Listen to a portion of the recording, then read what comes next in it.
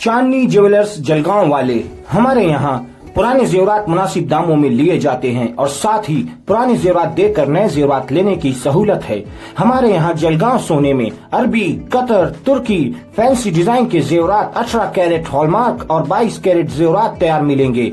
1000 से ज्यादा फैंसी बीरी तैयार मिलेगी। लहर पायल, पाजेब, दुल्हन पायल दस्तयाब हैं। सोने चांदी की खरीदी के लिए भरोसेमंद नाम चांदनी ज्वेलर्स जलगांव वाले। हमारा पता 5 कंदील मालेगांव।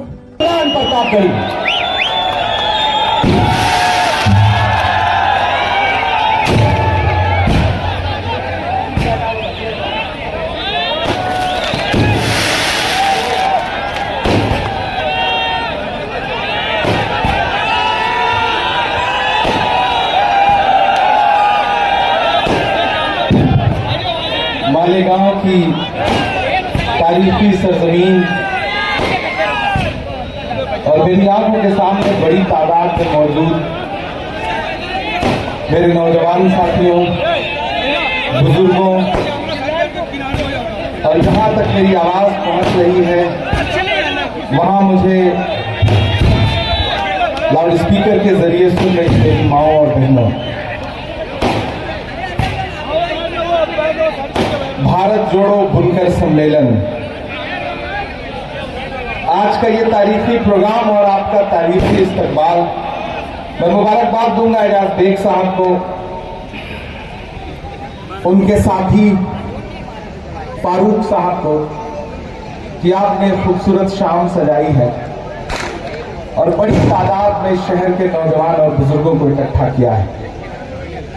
यहां मौजूद माइनॉरिटी डिपार्टमेंट के स्टेट चेयरमैन वजाहत मिर्जा साहब, प्रभारी अहमद खान साहब, पूर्व मंत्री अनीस अहमद साहब, इब्राहिम भाईजान जी, हाजी बब्बू खान साहब, तारिक फारूकी साहब, जमील क्रांति साहब, निजामुद्दीन राइन साहब, बिहार के स्टेट चेयरमैन मिन्नत रहमानी साहब और झारखंड की सरजमीन से आए हुए बुनकरों के बड़े नेता, बुनकरों के लिए बड़ा काम करने वाले मरहूम हाजी अब्दुल रज़ाक साहब के बेटे अनवार अहमद साहब, उन सब का खैर मकदम करता हूं, इस्तकबाल करता हूं।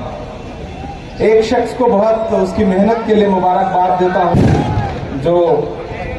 जिसने पिछले 10 दिन से बहुत मेहनत की, नासिर नजीर जो औरंगाबाद से हैं, उन्होंने इस प्रोग्राम में बड़ी मेहनत की। तकरीबन आधे घंटे का वक्त है आपसे गुफ्तगू करने के लिए। बाहर जो साथी इधर उधर टहल रहे हैं उनसे मेरी गुजारिश है कि वो अंदर आ जाएं। मैं थोड़ी देर आपके बीच में संजीदा गुफ्तगू करूंगा और फिर उसके बाद आप अगर कहेंगे तो आपको थोड़ी बहुत शायरी भी सुनाऊंगा। कभी साहिर ने कहा कि कितनी आसाइशें हंसती रही हैं वानों में, कितनी आसाइशें हंसती रही हैं वानों में, कितने दर मेरी कहानी पे सदा बंद रहे, मेरे हाथों ने बुनी रेशमी पोशाकें मगर मेरे कपड़ों के मुकद्दर में तो पैबंद रहे। दोस्तों, जब मैं मेंबर ऑफ पार्लियामेंट बन के साल भर पहले देश की सबसे बड़ी पंचायत में पहुंचा, संसद में पहुंचा, तो मेरे जहन में यह था कि मैं जब उस ऐवान में पहुंचूंगा और पूरा मुल्क मुझे सुनेगा, तब मुझे कुछ जरूरी मुद्दे हैं जिन पर बात करनी है, जिन्हें उठाना है। सबसे पहले मेरे जहन में ख्याल था कि जब मैं पार्लियामेंट पहुंचूंगा तो बात करूंगा तो शुरू करूंगा नजीब की मां के आंसुओं का दर्द बयान करूंगा, अलीगढ़ यूनिवर्सिटी के बच्चों का दर्द बयान करूंगा, इलाहाबाद यूनिवर्सिटी के बच्चों की बढ़ी हुई फीस का मुद्दा उठाऊंगा, जामिया के बच्चों की बात करूंगा। लेकिन वहीं कहीं मेरे जहन में यह भी था कि जब मैं खड़ा होऊंगा उस ऐवान में तो मेरी जिम्मेदारी बनेगी कि मैं एक ऐसे समाज की आवाज बनकर के उस ऐवान में बोलूं जिसे बुनकर समाज कहा जाता है। और आपको वो दिन याद होगा कि जब मुझे मौका मिला तो मेरी जो दूसरी स्पीच हुई पार्लियामेंट में वो बुनकर समाज पर थी और मैंने उस ऐवान में खड़े होकर के ये कहा कि एक ऐसा समाज जो इस देश को कृषि के बाद सबसे ज्यादा रोजगार देता है वो बुनकर उद्योग है। उस बुनकर उद्योग को तबाह कर दिया है हुकूमत ने पिछले 9 साल में।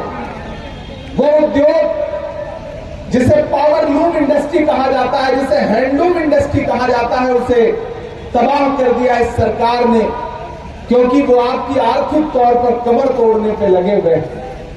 कभी तनवीर ने शेर कहा था कि जरा सी बहस को दंगा बनाया जाता है, तमाम शहर को लंका बनाया जाता है, हमें जलाओ ना यारों के वो कपास है, हमें मिला के तिरंगा बनाया जाता है।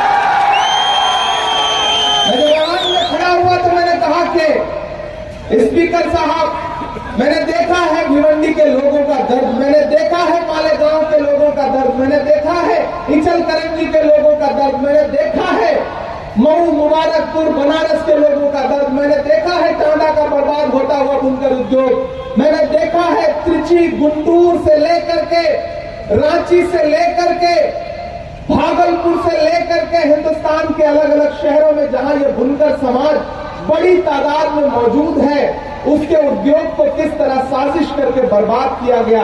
जब यूपीए की हुकूमत थी, यानी कि कांग्रेस की हुकूमत थी, तो आपको 30% कैपिटल सब्सिडी दी जाती थी, लेकिन भाजपा की सरकार आई तो उसने सब्सिडी घटा करके 10% कर दी और पिछले कई महीनों से वो भी मिलना बंद हो गई है। जब मैं पढ़ रहा था इस उद्योग के बारे में तो मुझे ये पता चला कि आप अपनी उंगलियों के हुनर से सिर्फ धागे से धागा नहीं जोड़ते हैं, आपने रिश्तों की भी एक डोर बांध रखी है आपस में, और हमारी जिम्मेदारी बनती है कि हम आपके बीच में आए और आपसे गुफ्तगू करें। मैं माइनॉरिटी डिपार्टमेंट का अक़लियती शोबे का नेशनल चेयरमैन हूं, तो मैंने ये सोचा, मैंने ये प्लान किया कि मैं हिंदुस्तान के हर उस शहर में जाऊंगा जहां बुनकर समाज बड़ी तादाद में रहता है और उसका दर्द सुनूंगा और उसे फिर पलट करके जा करके हुकूमत से लड़ करके आपके लिए आवाज उठाऊंगा। जब हमने ये प्रोग्राम शुरू किया तो पहला प्रोग्राम हमने रांची में किया। अनवार साहब यहाँ मौजूद हैं, कई हजार बुनकर समाज के लोग आए और उन्होंने अपना दर्द बयान किया, अपनी बातें की, और फिर आज मैं आपके बीच में खड़ा हूं। कोई खुशबू न कोई फूल न कोई रौनक, उस पर कांटों की जहालत नहीं देखी जाती। हमने खोली थी इसी बाग में अपनी आंखें, हमसे इस बाग की हालत नहीं देखी जाती। मालेगांव वालों, आप मुझे बताओ, शायर जानते हैं, मैं जानता हूं इस भीड़ में तमाम ऐसे नौजवान और बुजुर्ग बैठे होंगे जिन्होंने किसी न किसी लम्हे में मेरी नज़्में सुनी है और मेरे लिए अपने मुसल्लों में बैठ के दुआएं दी हैं। मैं जानता हूं कि जब मैं मदरसों की नज़्म पढ़ता था तब आप मेरे लिए दुआएं करते थे कि अल्लाह इस बच्चे को हिफाजत रखे। मैं जानता हूं कि जब मैं नजीब की माँ के आंसुओं पर नज़्म बनाता था तो आप भी मेरे साथ रोते थे। जब मैं फलस्तीन पर नज़्म पढ़ता था तो आप भी मेरे साथ गुनगुनाते थे। जब मैं कश्मीर पे नज़्म पढ़ता था तो मैं जानता हूं कि आप भी मेरे साथ दुआएं करते थे कि इन सब मसलों का कोई हल निकले। लेकिन फिर आपने देखा कि एक दिन मैं सियासत में चला गया, बहुत सारे साथी नाराज भी हुए, बहुत सारे साथी खुश भी हुए। एक शायर बिरादरी का आदमी जो है वो सियासत में चला गया। मैं क्यों चला गया सियासत में? आज यहाँ आने का मकसद ये भी था कि मैं आऊं और आपके बीच में बात करूं, आपसे संवाद करूं, आपसे गुफ्तगू करूं। मुझे याद है कि मैं 2017 में जब पहली बार राहुल गांधी जी से मिला तो 2-3 मुलाकातों के बाद उन्होंने मुझसे एक बात कही। उन्होंने कहा कि इमरान, तुम अक़लियतों के मसले पर नज़्में पढ़ते हो, लेकिन कभी सोचा है कि इन मसलों के हल कैसे निकलेंगे, या हमेशा सारी जिंदगी नज़्में ही पढ़ते रहोगे? तो मैंने कहा नहीं, मैं चाहता हूं कि हल निकले, लेकिन कैसे निकलेगा आप बताइए, इसीलिए तो मैं आपसे बात करने आया हूं कि हल निकले। तो उन्होंने कहा कि अगर चाहते हो कि इन मसलों के हल निकले तो खुद सियासत में आओ, सियासत को अच्छे लोगों की जरूरत है। मैंने उनकी बात पे आमीन कहा और मैंने सियासत का रुख किया, और आज यहाँ बतौर मेंबर ऑफ पार्लियामेंट आपके सामने खड़ा हूं। हमने जब इस प्रोग्राम को प्लान किया तो इसका नाम हमने भारत जोड़ो बुनकर सम्मेलन रखा। जब एजाज भाई आए थे मेरे पास दिल्ली, नासिर नजीर साहब आए थे, फारूक साहब आए थे मेरे पास दिल्ली, तो उन्होंने मुझसे कहा था कि इमरान साहब मालेगांव आइए। तो मैंने कहा मालेगांव में तो बहुत सारे लोग थे जो छोड़ छाड़ के चले गए हैं, कुछ बचा है क्या अभी? तो उन्होंने कहा कि हम बचे हैं और हम लड़ रहे हैं। तो मैंने कहा आपने आवाज दी है तो इंशाल्लाह मैं जरूर आऊंगा, और मैं आज हाजिर हुआ। रियाज भाई यहाँ खड़ा होकर कह रहा हूं, इस बात की परवाह मत करिए कौन बचा है, कौन चला गया, कौन नहीं है, ये सोचना छोड़ दीजिए। आज आपके सामने जो हजारों की आवाम बैठी है, ये दरअसल मुद्दों पर अगर आपके साथ खड़ी है तो इनसे बड़ा कोई साथी नहीं हो सकता। मेरे भाई, भारत जोड़ो यात्रा चली कन्याकुमारी से कश्मीर तक। मैं राहुल गांधी के कंधे से कंधा मिलाकर के चल रहा था। मैं मालेगांव में खड़ा हूं। मैं महाराष्ट्र में पहली बार मेंबर ऑफ पार्लियामेंट बनकर किसी जलसे में आया हूं, तो सबसे पहले मैंने मालेगांव को चुना है। मैं मालेगांव से शुरुआत कर रहा हूं, इसलिए क्योंकि मैं जानता हूं ये वो शहर है जिसने मुझे दुआएं दी हैं। भले ही यहां मुशायरों में कम आया, शायद एक आध बार ही आया, लेकिन ये अदब को मोहब्बत करने वाला शहर है, अदब को पालने और पोसने वाला शहर है। मैं इस शहर में खड़ा होकर के बतौर मेंबर ऑफ पार्लियामेंट आपसे एक वादा करता हूं। उस दिन जब एजाज साहब आए थे और उनके साथी आए थे, तो हमने इनसे पूछा था कि मैं उस शहर में अभी तक नहीं आया हूं, लेकिन अगर आऊं तो वहां के लिए क्या कर सकता हूं, मुझे बताइए। अब तो खुदा ने मेरे हाथ में ताकत दी, पहले जबान में ताकत थी, अब तो कलम में भी ताकत दे दी है। बताइए मैं क्या कर सकता हूं उसके लिए। तो उन्होंने कहा था कि इमरान साहब, दो बड़ी शख्सियतें गुजरी हैं उस शहर से, काजी अब्दुल अहद अजहरी साहब और हाफिज साजिद हुसैन अशरफी साहब। अगर इनसे मंसूब करके कुछ कर सकिए तो बताइए। तो मैंने एजाज साहब से उस दिन वादा किया था कि आप लोग कॉर्पोरेशन से जमीन तलाशिए, मैं वादा करता हूं कि मैं अपने फंड से एक शानदार लाइब्रेरी इन दोनों के नाम से मंसूब करके बनाऊंगा, और मेरी कोशिश रहेगी कि यहां तालीम पर कुछ बुनियादी काम हो सके। लोग आएंगे जाएंगे, वो सब परवाह छोड़ दीजिए। मैं कुछ बुनियादी काम के लिए, तमाम सियासी रहनुमा आपके बीच में आते होंगे जो आपसे कहते होंगे कि आप हमारे साथ खड़े होइए, तब हम आपकी लड़ाई लड़ेंगे।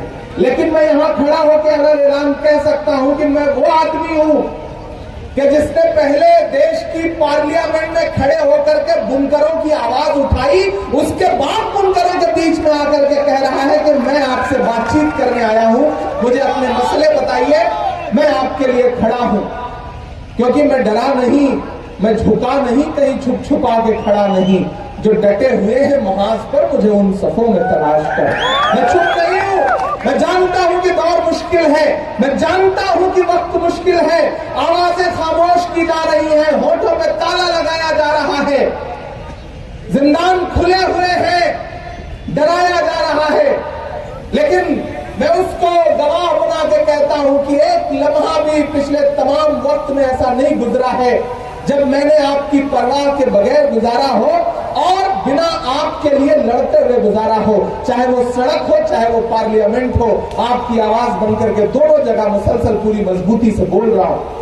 इसलिए मैं आपसे ये कहने आया हूं साथियों कि वक्त की तब्दीलियों को पहचानिए, वक्त के साथ चलिए।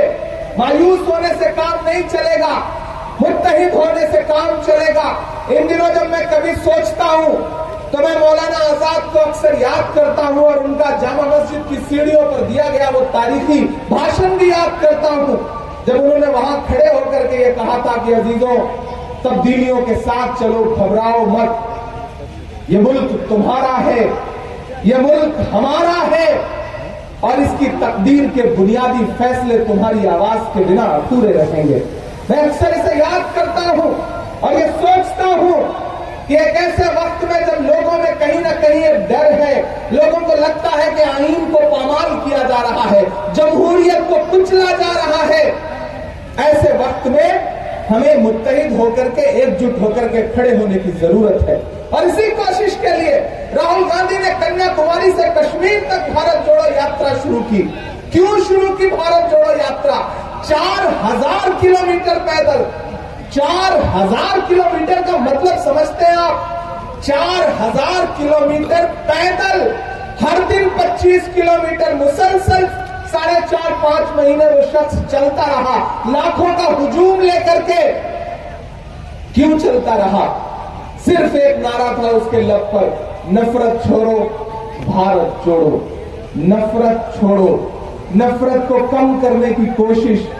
मैं बताता हूं, मीडिया के साथी मुझसे पूछते हैं, कहते हैं कि इमरान साहब आप क्या कहेंगे, राहुल गांधी ने भारत जोड़ो यात्रा क्यों की? तो मैं उनसे कहता हूं कि राहुल गांधी जानते हैं इस देश में, इस मुल्क में जब तक नफरत कम नहीं होगी तब तक भाजपा कम नहीं होगी। इसलिए उन्होंने कन्याकुमारी से कश्मीर तक का रुख किया और नफरत को कम करने का बीड़ा उठाया और उसी का असर हुआ। अभी कर्नाटक का रिजल्ट आया, आपने देखा। तमाम ताकत लगाने के बावजूद भारतीय जनता पार्टी बुरी तरह हार गई, बुरी तरह हार गई। प्रधानमंत्री रोड शो करते रहे, अपने मेयार से नीचे जाके भाषण देते रहे, होम मिनिस्टर भाषण देते रहे, पूरी भाजपा भाषण देती रही, लेकिन रिजल्ट क्या निकला? मोहब्बत जीत गई और नफरत हार गई। और उसका असर क्या हुआ? जैसे ही रिजल्ट आया, कांग्रेस की सरकार बनने का ऐलान हुआ, सबसे पहला तोहफा क्या मिला मुझको? 2000 का नोट बंद कर दिया गया। प्रधानमंत्री जी ने 2000 का नोट बंद कर दिया। अच्छा, उन्होंने भी सोचा होगा कि जो नोट हमारे चुनावी काम नहीं आ सका उसे बंदी कर दिया जाए, क्या फायदा। तो उन्होंने 2000 की नोट बंद कर दी। ये कह दिया कि ये नोट जो है अब आप बदलवा सकते हैं लेकिन चलेगा नहीं। तो इसका मतलब अब नोट की हालत बिल्कुल 2000 के नोट की हालत बिल्कुल अडवाणी जी जैसी हो गई है। ये चलन में तो रहेगी लेकिन इसका कोई असर नहीं रहेगा। 2000 की नोट बंद कर दी उन्होंने। उसके बाद इमेज मेकओवर के लिए दुनिया के अलग अलग मुल्कों में अभी घूम करके वापस लौटे मेरे भाई। बेटी बचाओ बेटी पढ़ाओ का नारा देने वाली हुकूमत, बहुत हुई महंगाई की मार, अब की बार मोदी सरकार का नारा देने वाली हुकूमत। मैं महाराष्ट्र में खड़ा होकर के कह रहा हूं, 3 बड़े सूबे थे जहां जमहूरियत को लूट करके सरकार बनाई गई थी। एक था मध्य प्रदेश, एक था कर्नाटक और एक है महाराष्ट्र। कर्नाटक का रिजल्ट आपके सामने है। आने वाले दिनों में मध्य प्रदेश में इलेक्शन होगा तो वहां का रिजल्ट कर्नाटक से भी शानदार होगा। और जिस दिन महाराष्ट्र में इलेक्शन होगा तो महाराष्ट्र ही नहीं बल्कि पूरा मुल्क देखेगा कि इस महाराष्ट्र में जिन्होंने जमहूरियत को लूट करके महाविकास अघाड़ी की सरकार गिराई है, वो देखेंगे कि उनकी जमानतें जब्त होंगी और उनका कोई पूछने वाला नहीं होगा। ये यहाँ पे खड़ा होकर देखने के जा रहा है। और राज साहब, इस सफर में तमाम लोग ऐसे हैं जो छोड़ के जाएंगे। जाने दीजिए, बहुत सारे लोग चले गए। मैंने तो कभी एक शेर कहा था कि कांटे गुल के साथ नहीं चल सकते हैं, बुज़दिल खुल के साथ नहीं चल सकते हैं। कांटे गुल के साथ नहीं चल सकते हैं। ये लड़ाई बहुत बड़ी है। इस बड़ी लड़ाई में वही खड़ा होगा जिसमें हिम्मत होगा। मैं खड़ा हूं संसद में भी और संसद के बाहर सड़क पर भी। मैं हजार किलोमीटर का सफर तय करके हर दिन किसी न किसी शहर में जाकर के लोगों को बेदार कर रहा हूं। मैं कल हैदराबाद में था, उससे पहले रांची में था, उससे पहले कर्नाटक में था, केरल में था, तमिलनाडु में था, बिहार में था, यहां खड़ा हूं। तो आपसे यही कहने आया हूं कि नहीं डरिए मत। मोहब्बत को आखिरकार जीतना है और नफरत को हारना है, इसके अलावा कोई चारा नहीं है। बस वक्त की आंख से आंख मिलाइए, बेदार रहिए, वक्त की नब्ज को पकड़ के रखिए, क्योंकि वक्त बहुत बेरहम होता है। मेरी नई नस्लों, वक्त बहुत बेरहम होता है। जिन अंग्रेजों की हुकूमत में कभी सूरज नहीं डूबता था, वो वक्त को नहीं पहचान सके तो आज उनके राजाओं के कपड़े बैंड बाजे वाले पहनते हैं। वक्त बहुत बेरहम होता है। वक्त की नब्ज को पकड़ करके चलना है। और अगर आप इसी तरह चले तो यकीनन आने वाला दिन इस मुल्क की जमहूरियत के लिए अच्छा है। लड़ाई थोड़ी मुश्किल जरूर है। एक नज़्म आपको सुनाता हूँ, आप थोड़ा मूड में आएंगे, क्योंकि वक्त बहुत कम बचा है। 20-22 मिनट है। मैं कोशिश करूंगा थोड़ी शायरी भी हो जाए और थोड़ा आपसे गुफ्तगू भी हो जाए। कि हर भारतवासी की चाहत जीत गई कर्नाटक में, जीत गई कर्नाटक में। जो गली वाला हमारे गांव है ना, जिसको हमने आज से 10-12 साल पहले देखा था, जो एक मिसरे पे मोहब्बतें लुटाता था, दामन भर देता था। मुझे देखना है कि वो जज्बा, वो मोहब्बत आज भी शहर में बाकी है या नहीं बाकी है। कि हर भारतवासी की चाहत जीत गई कर्नाटक में, जीत गई कर्नाटक में। हर भारतवासी की चाहत जीत गई कर्नाटक में। नफरत हारी और मोहब्बत जीत गई। भारतवासी की चाहत जीत गई कर्नाटक में, जीत गई कर्नाटक में। पहला बंद पढ़ता हूं और यहां से वहां तक पुकारता हूं आपको कि नफरत छोड़ो भारत जोड़ो वाला नारा जीत गया। अब तैयार रहना, जो लोग खड़े हैं हाथ बांध के, जो भी फैसला नहीं कर पा रहे कि हम किस जलसे में आ गए, मैं उनको भी पुकारता हूं, उनकी भी शिरकत हो कि नफरत छोड़ो भारत जोड़ो वाला नारा जीत गया। लाखों वाले सूट से एक टी शर्ट हमारा जीत गया। नफरत छोड़ो भारत जोड़ो वाला नारा जीत गया। लाखों वाले सूट से एक टी शर्ट हमारा जीत गया। एक तपस्वी सच का दामन थाम अकेला निकला था, सब झूठों की हार हुई और एक बंजारा जीत गया। उसकी जिद और उसकी बगावत जीत गई कर्नाटक में। नफरत हारी और मोहब्बत जीत गई कर्नाटक में हर भारत।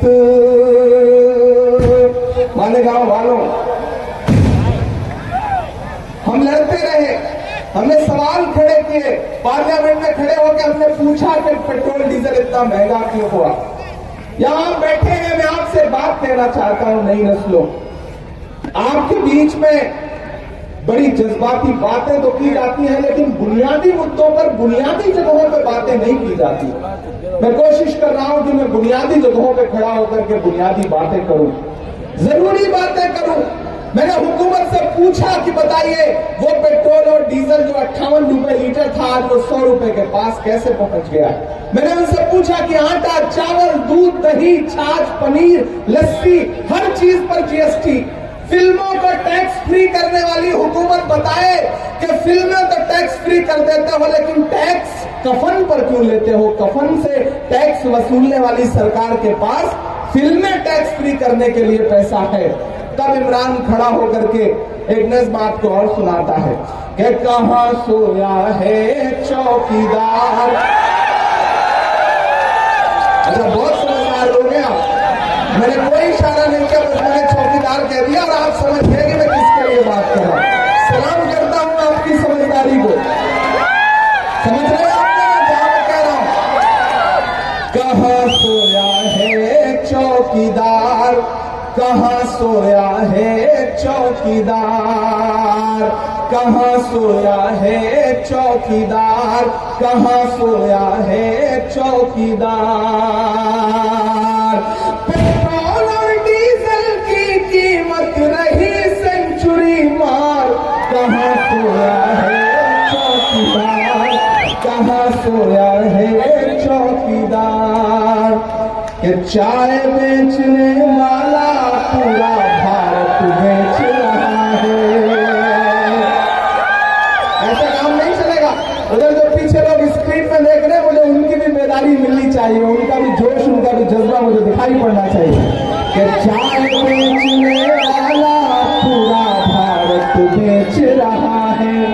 इसी काम में हासिल से महारत बेच रहा है। रेल बिक गई, तेल बिक गया, बिका हवाई अड्डा, सब कुछ बिकता देख के खुश है अपने जेपी नड्डा। जनता महंगाई की मारी करती हाहाकार, कहां सोया है चौकीदार, कहां सोया है चौकीदार।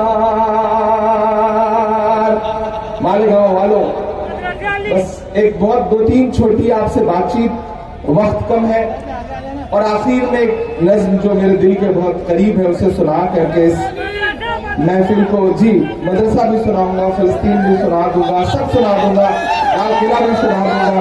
मैं जानता हूं कि आप बहुत मोहब्बत वाले लोग हैं और आपको बहुत सारी नज़में याद है। मुझे खुशी इस बात की है कि ये वो शहर है जहां मोहब्बतें लोगों के जहन में है। ये डराने की जो साजिशें हैं, ये जो कोशिशें हैं, इससे डरने की जरूरत नहीं है। हुकूमत हर दिन डराएगी। मुझे याद है कि जिस दिन हम लोगों ने पार्लियामेंट में खड़े होकर के महंगाई के खिलाफ आवाज उठाई, हमारे 70 एमपीज को पुलिस ने हिरासत में लिया, जिसमें राहुल गांधी जी भी थे, और हम 7 घंटे पुलिस थाने में डिटेन रहे। लेकिन हम वहां भी बैठ करके नारे लगाते रहे कि मोदी अडानी भाई भाई देश बेचकर खाई मलाई। हम वहां भी खड़े होकर के नारे लगाते रहे और हम उनसे कहते रहे कि नहीं, हमें डराइए मत। हमने पुलिस वाले साथियों से भी कहा कि जब आप गैस सिलेंडर भरवाने जाते हैं तो जो 400 रुपए का गैस सिलेंडर था वो 1150 का भरवाते हैं, तो जेब तो आपकी भी ढीली होती है। उन्होंने कहा कि हाँ सांसद साहब, क्या करें, होती तो है लेकिन मजबूरी है, ड्यूटी भी तो करनी है। तो मैं आपसे कह रहा हूं मेरे भाई कि हम मुद्दों पर बोल रहे हैं। हुकूमत हर दिन डराना चाहती है, हुकूमत चाहती है कि नस्लें खामोश हो जाएं, लेकिन नहीं, हम डरेंगे नहीं, हम सवाल करते रहेंगे।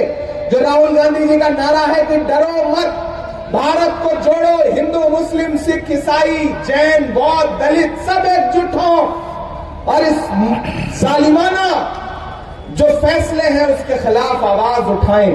और फिर अगर कोई डराने की साजिश करे तो कोई शायर इमरान प्रतापगढ़ी बनकर के मालेगांव में खड़ा होकर के अलग ऐलान फिर ये बोले कि वक्त के हाकिमों बादशाहों सुनो, जुल्म की फौज के सरबराहों सुनो, कातिलों के सभी खैर खाहों सुनो, ऐ सियासत के मगरूर शाहों सुनो,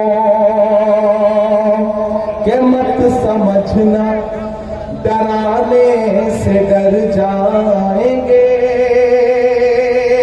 अब पहुंचाना दिल्ली तक अगले मिसरे को, के मत समझना डराने से डर जाएंगे, अब के सारी हदों से गुजर जाएंगे। मत समझना डराने से डर जाएंगे, अब के सारी हदों से गुजर जाएंगे। मौत के नाम का खौफ देता है क्यों, मौत के नाम का खौफ देता है क्यों, मौत जिस रोज आएगी मर जाएंगे। मत समझना डराने से डर जाएंगे, कि हमने ज़मज़म दिया आबे गंगा दिया। महान बादशाह सिकंदर ने यूनान फतेह किया। यूनान फतेह करने के बाद वो यूनान की सड़कों पर निकला जीत का जश्न मनाने के लिए। तो उसने देखा कि पूरा शहर जश्न मना रहा है, लेकिन सड़क के किनारे एक फकीर उनींदी आंखों में सो रहा है, एक लिहाफ ओढ़ करके मैला सा। सिकंदर को गुस्सा आया, सिकंदर अपने घोड़े से उतरा और उस फकीर के पास जाके उसे जोर से एक लात मार के कहा कि क्यों रे फकीर, पूरा शहर जश्न मना रहा है, मैंने शहर फतेह कर लिया और तू सो रहा है। तो फकीर ने उनींदी आंखों से सिकंदर को देखा और देख करके कहा कि शहर फतेह करना बादशाह का काम है, लेकिन लात मारना तो गधे का काम है। क्या खुदा की कायनात में इंसानों की कमी हो गई है जो उसने बादशाह एक गधे के हाथ में सौंप दी है? मेरे भाई, हम ऐलान ये कह रहे हैं कि हमने ज़मज़म दिया आबे गंगा दिया, तुमने भारत को दंगा ही दंगा दिया।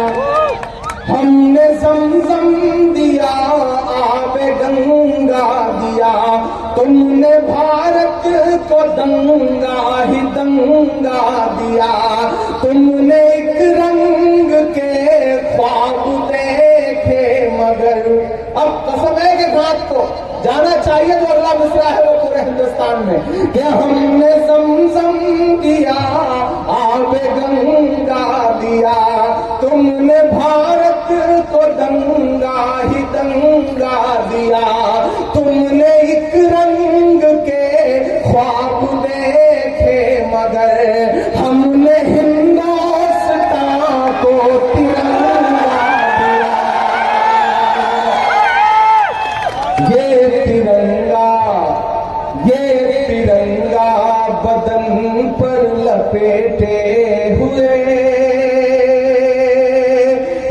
तिरंगा बदन पर लपेटे हुए एक दिन इस जमीन में उतर जाएंगे।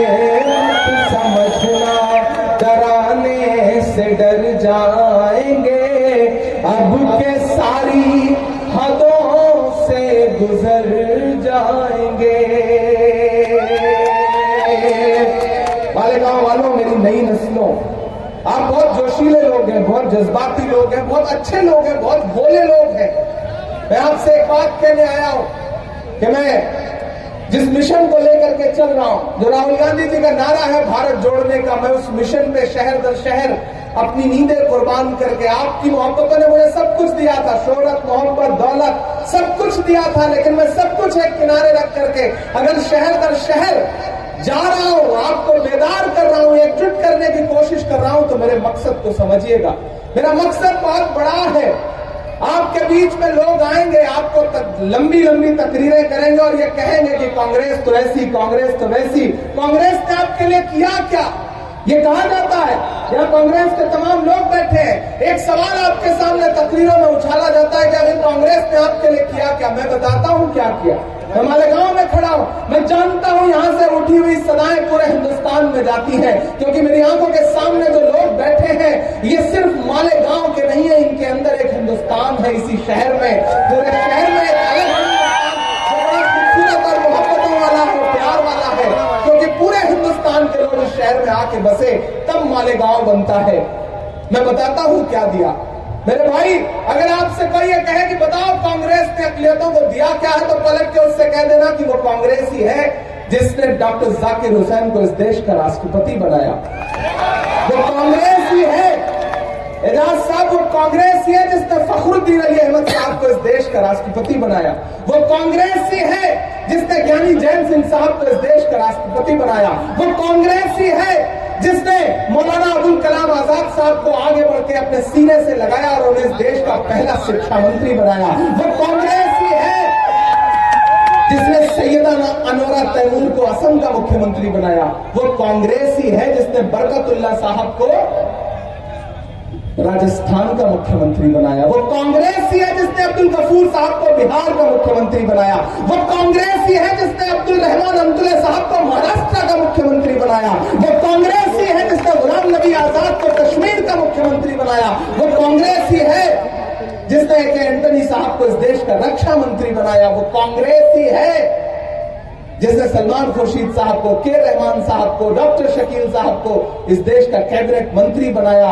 और तो और वो कांग्रेस ही है कि एक वक्त जब लोग आपकी परछाइयों से बचने की कोशिश कर रहे थे, तो मेरे जैसी एक आवाज को जो अदल ऐलान आपके लिए बोलती है, उसे उठाया और इस देश की सबसे बड़ी पंचायत में, राज्यसभा में ले जाकर के बिठा दिया और कहा कि बोलो, अपनी आवाज बुलंद करो। वो कांग्रेस ही है जिसने एक दिन बहुत खामोश से रहने वाले डॉक्टर मनमोहन सिंह साहब को इस देश का प्रधानमंत्री बनाया। तो कोई अगर आपसे ये कहे कि क्या दिया है, तो पलट के जवाब दे देना। और इतना आपसे गुजारिश करता हूं मेरे भाई कि ये वक्त बहुत मुश्किल है। इस मुश्किल वक्त में बहुत समझदारी से फैसले लेने हैं और आगे बढ़ना है। सोचना ये है कि जो दिल्ली की हुकूमत है वो कैसे बदले, क्योंकि अगर वो नहीं बदलेगी तो आप सूबों में हुकूमत बना भी लोगे तो लूट ली जाएगी। हमारा मिशन वो है, हमारा ख्वाब वो है कि 2024 में लाल किले की दीवार से जो तिरंगा झंडा फहराए उस शख्स का नाम राहुल गांधी हो। मैं उस मिशन को लेकर के निकला हूं। अब चूंकि लाल किले का जिक्र आया है और आखिर में 8 मिनट बचे हैं, तो मैं आखिर में लाल किले की नज़्म सुना करके इस महफिल को अंजाम तक पहुंचाता हूं। मैं कभी कभी सोचता हूं कि ये जो इमारतें हैं, हाँ वो भी सुना देंगे, आपकी हर फरमाइश पूरी की जाएगी। मैं कभी कभी सोचता हूँ, हाँ कुछ मेरे हिसाब से सुनाने दीजिए, फिर वो भी आपके तक भी आएंगे। मैं कभी कभी सोचता हूँ कि मैं दिल्ली में लाल किले के आसपास से गुजरता हूँ और उन दीवारों को देखता हूँ और फिर नफरती चिंटुओं के बयान सुनता हूँ, तो फिर मुझे लगता है कि अगर ये दीवारें बोल पाती तो शायद यूं बोलती। जब मैं कभी कभी सुनता हूँ कि कोई एक आवाज उठ के आती है, कहती है कि लाल किले का भी नाम बदल दो, तो मुझे लगता है कि लाल किला अगर बोल पाता तो शायद यूं बोलता कि मैं लाल किला हूं। मैं खामोशी से नहीं पढ़ूंगा, इस नज्म को मैं चाहता हूं कि आपकी तालियों के शोर में पूरा हिंदुस्तान से इस नज्म को कि मैं लाल किला हूं, मैं लाल किला हूं, हिंदुस्तान में तुझे तोहफे में मिला हूं, मैं लाल किला, लाल किला, लाल किला हूं, मैं लाल किला हूं। यहाँ मीडिया के साथी बैठे, मुझे खुशी है कि यहाँ उर्दू मीडिया मजबूत है। मैं पहला बंद पढ़ता हूं इस नज्म का कि मेरे बनाने वाले से नफरत भी है उनको और मेरी दीवारों से मोहब्बत भी है उनको। एक तेवर, एक बेबाकी जिसके लिए आप इमरान को पसंद करते हैं, भारत का इमरान खड़ा होकर के बोल रहा है कि मेरे बनाने वाले से नफरत भी है उनको और मेरी दीवारों से मोहब्बत भी है उनको। सदियों की गवाही है मेरी लाल दीवारें, सदियों की गवाही है मेरी लाल दीवारें, भारत की सिपाही है मेरी लाल दीवारें। तामीर कामयाब हूँ मैं शाहजहां का, तामीर कामयाब हूँ मैं शाहजहां का, देखा गया एक ख्वाब हूँ मैं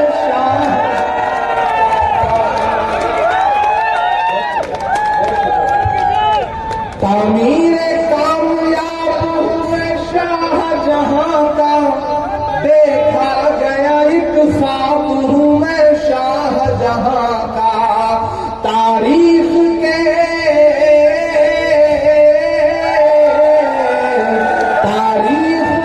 पन्नों का मैं शिकवा हूँ, गिला हूँ, मैं लाल किला, लाल किला, लाल किला हूँ, मैं लाल किला हूँ।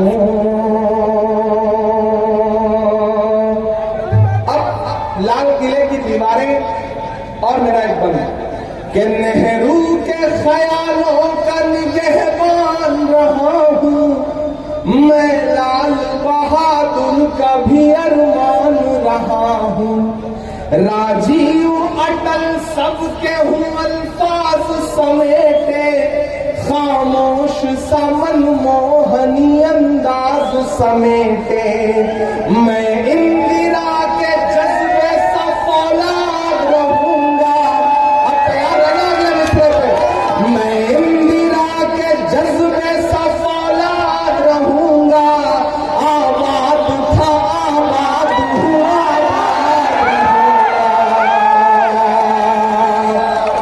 मैं इंदिरा के जज्बे सा फौलाद रहूंगा, आबाद था आबाद हुआ, आबाद रहूंगा।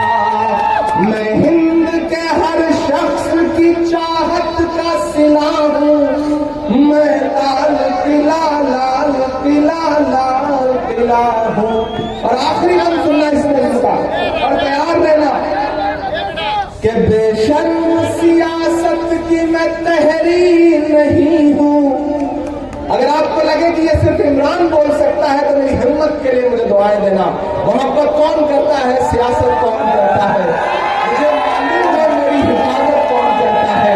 हमने लाज रखी है बुजुर्गों की यहाँ, वरना सभी टोलों पे पलते हैं, बगावत कौन करता है। बेशर्म सियासत की मैं तहरीर नहीं हूँ, सुन ले हुकूमत तेरी जागीर नहीं हूँ। नफरत के समंदर में मैं खो ही नहीं सकता। ये जो बनाने की कोशिशें कर रहे हैं उनके नाम है ये मिसरे, सुनिएगा कि नफरत के समंदर में मैं खो ही नहीं सकता, मैं एक किसी रंग का हो ही नहीं सकता।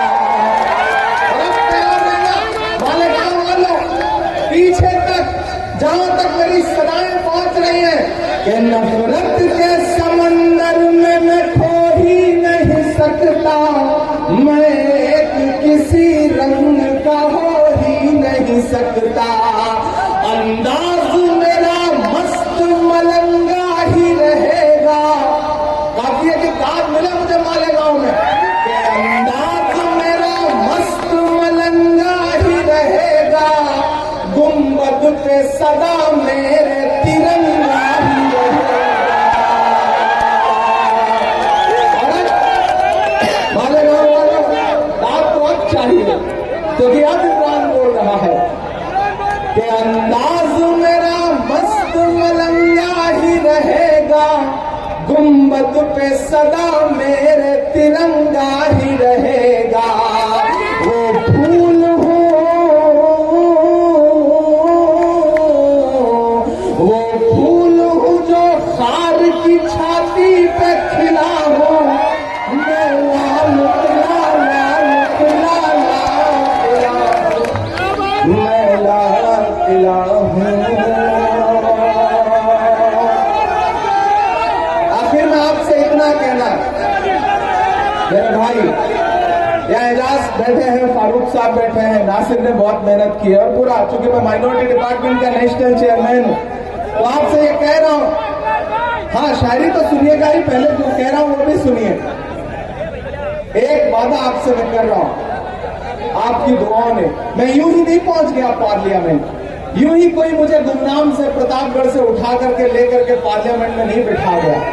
उसका कारण है, मैं जानता हूं कि आपने अपने मासूम लम्हों में मेरे लिए दुआएं की हैं, तो आपकी वजह से, आपकी मोहब्बतों की वजह से इमरान जो है वो खासदार बना, मेंबर ऑफ पार्लियामेंट बना। यहां खड़ा होकर के एक बात आपसे कह रहा हूं, कभी मत सोचिएगा कि आप आवाज देंगे तो मैं लब्बैक कहता हुआ आपके पास नहीं आऊंगा। आप बुला करके देखिएगा, आपके मुद्दों पे जब लड़ने की बात आएगी तो जरूरत पड़ेगी तो यहां की हुकूमत से भी लड़ूंगा, दिल्ली की भी हुकूमत से लड़ूंगा और जरूरत पड़ी तो अपनों से भी लड़ूंगा। सियासत मेरा पेशा नहीं है, सियासत मेरी मजबूरी नहीं है, सियासत जरूरी थी इसलिए सियासत में हूं।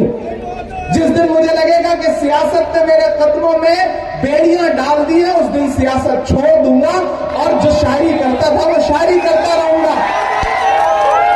लेकिन आपसे वादा कर रहा हूं क्योंकि वक्त की नजाकत है, वक्त की जरूरत है, वक्त की मांग है, इसलिए वहां खड़ा हूं। और मेरे तमाम साथी इस बात के गवाह हैं कि मैं आपके लिए कल भी लड़ रहा था जब मेरे जबान में और मेरे कलम में ताकत थी। आज स्टैम्प भी मिल गया है, मुहर भी मिल गई है, तो उसके जरिए भी लड़ रहा हूं। मालेगांव वालों, हमें ताकत दीजिए, उस राहुल गांधी को ताकत दीजिए जो आरएसएस की विचारधारा के खिलाफ पूरे मुल्क में अकेला नेता है जो लड़ रहा है, और उसके कंधे से कंधा मिला करके खड़ा होकर के मैं उसे देख रहा हूं, उसके कदम से कदम मिलाकर चल रहा हूं। अगर इस मुल्क में नफरतें कम होंगी तो फायदा किसका है? आपको यह बात समझने की जरूरत है, यह बात आपको समझाने के लिए आया हूं। मुत्तहिद होइए, और अगर कोई शिकवा भी है, कोई गिला भी है, तो कांग्रेस आपका पुराना घर है।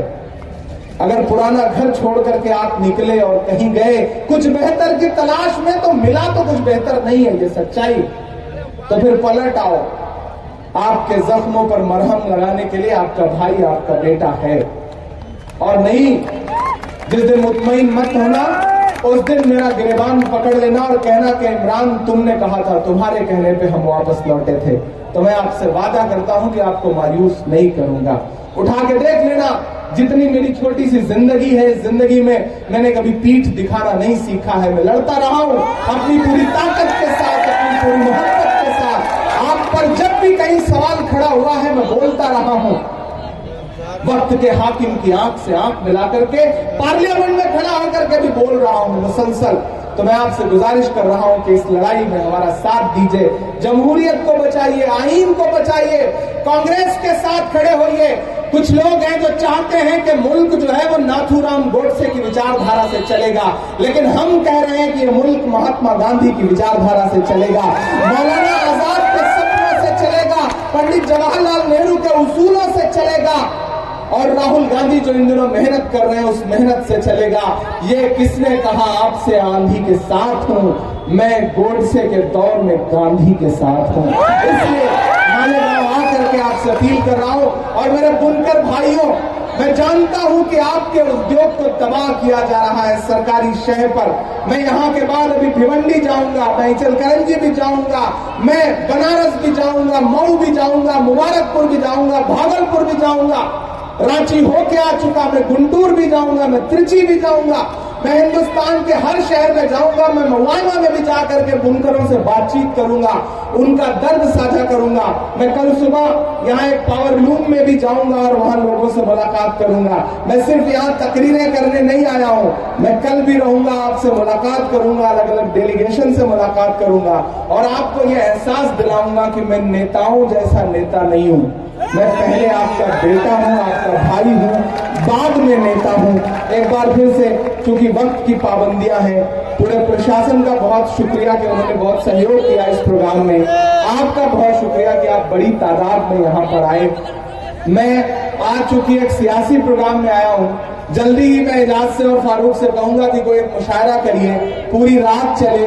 मुझे मालेगांव के तमाम शोरा हैं, उनको भी सुनना है। मैं चाहता हूं कि मैं बैठ करके उनको सुनूं, जिनके साथ हमने बारहा बहुत से मुशायरे पढ़े हैं। तो हम अपने शायर दोस्तों को भी यहाँ से याद करते हुए ये कह रहे हैं कि आपकी मोहब्बतों का एक बार फिर से बहुत सारा शुक्रिया। बहुत शुक्रिया दोस्तों।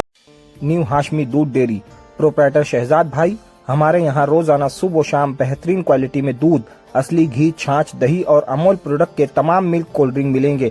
हमारा पता याद रखें, शौकत होटल के बिल्कुल सामने, बदर का बाड़ा, मालेगांव। न्यू हाशमी दूध डेयरी प्रोप्राइटर शहजाद भाई।